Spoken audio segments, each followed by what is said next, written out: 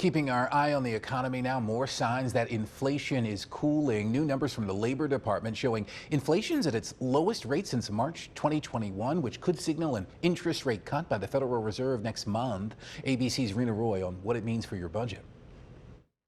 A new report out from the Labor Department shows inflation eased slightly in July, with prices up 2.9% year over year, better than economists expected, and the smallest 12-month increase since March of 2021. That is a significant improvement.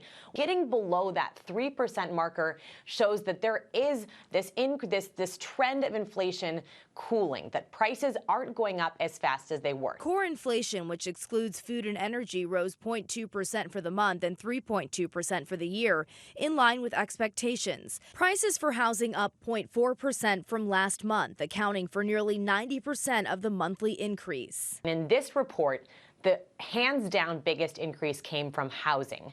90% of the increase in CPI came from shelter, which mostly includes rent. So that is one of the areas we have seen prices do continue to go up on a monthly basis. Inflation has slowed for 5 consecutive months, reversing a surge in prices that have been impacting American wallets.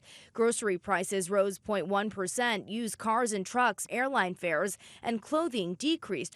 While price increases have cooled significantly from a peak of more than 9%, inflation remains almost a percentage point higher than the Fed's target rate of 2%. Still, this report signals a good chance of a rate cut next month, which would be the first in over 4 years. That would, of course, make it cheaper to borrow money for your credit card, take out a new car loan, a new home loan. That would be much needed relief. This latest inflation data will no doubt help ease pressure on consumers dealing with these high prices.